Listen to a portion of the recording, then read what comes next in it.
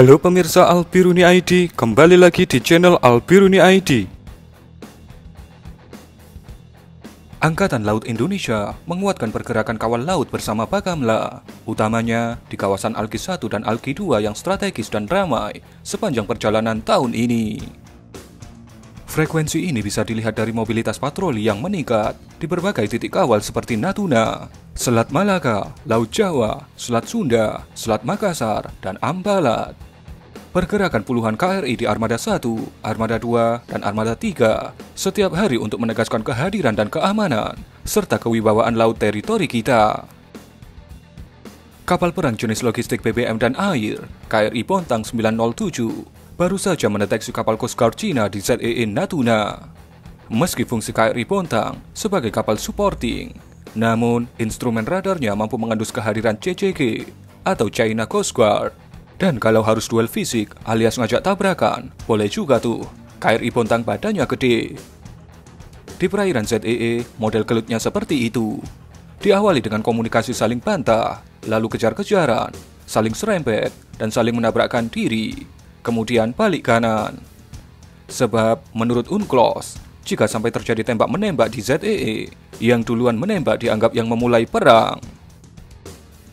Barusan, kapal Bakamla alias Coast Guard Indonesia, KN Pulau Nipah 321, mengejar kapal survei intelijen bawah air Cina, Xiang Yang Hong, yang dicegat di Selat Sunda.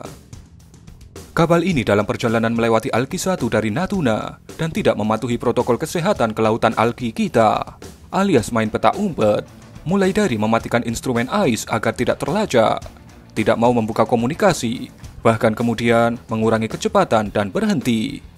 Dicurigai sedang memetakan alur laut bawah air untuk kepentingan militer Cina. Nah, setelah dicegat di Selat Sunda baru mengaku dan bohong bahwa AIS-nya bermasalah. Kapal Indo-Amerika yang perkasa, USS Nimitz, dan dua kapal pengawalnya beberapa hari yang lalu melintas di Alki 1 dan dikawal ketat oleh 5 KRI dan satu pesawat pengintai TNI AL dari Selat Malaka sampai Batam.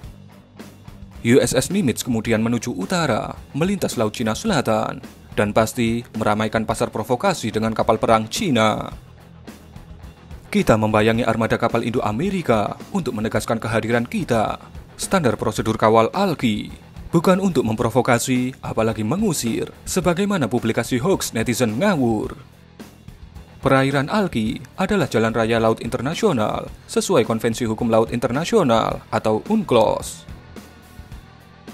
Prestasi hebat dicapai ketika kapal Bakamla, KL Marore 322, berhasil menangkap tangan 2 tanker raksasa Iran dan Panama, sedang Indahoy di Selat Karimata Alki 1 pekan lalu.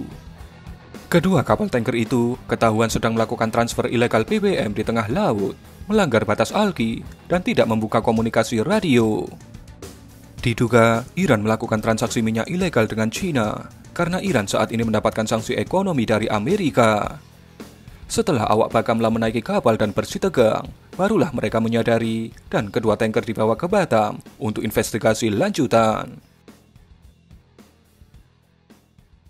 Terakhir, 3 KRI menghantarkan perjalanan kapal perang jenis frigate dan kapal selam Prancis dari Selat Sunda menuju Samudra Hindia dengan upacara passing exercise.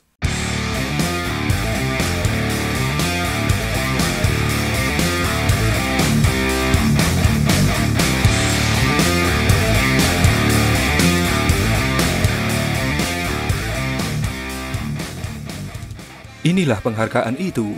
Jika kapal perang asing Kulo Nuwun di perairan Alki kita, ada penghormatan passing exercise dan salam bon voyage.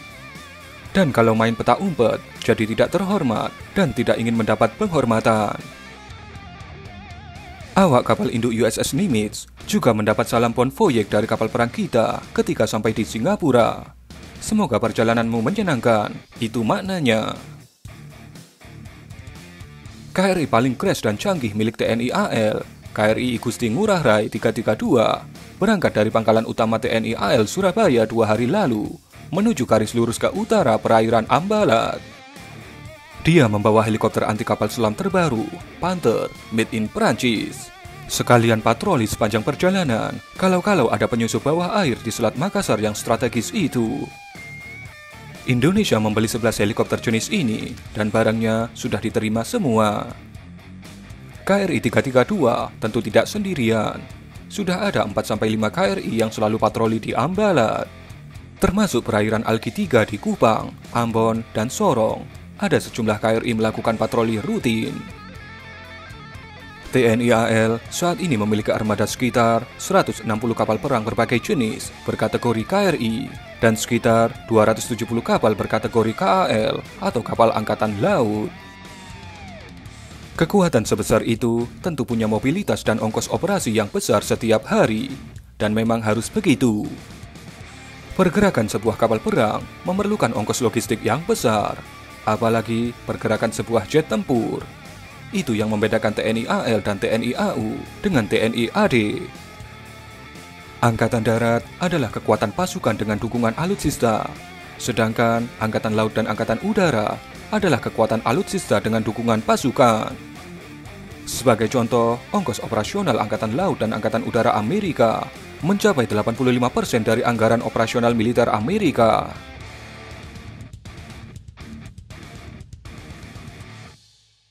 Itu adalah ongkos mobilitas sebagai polisi dunia.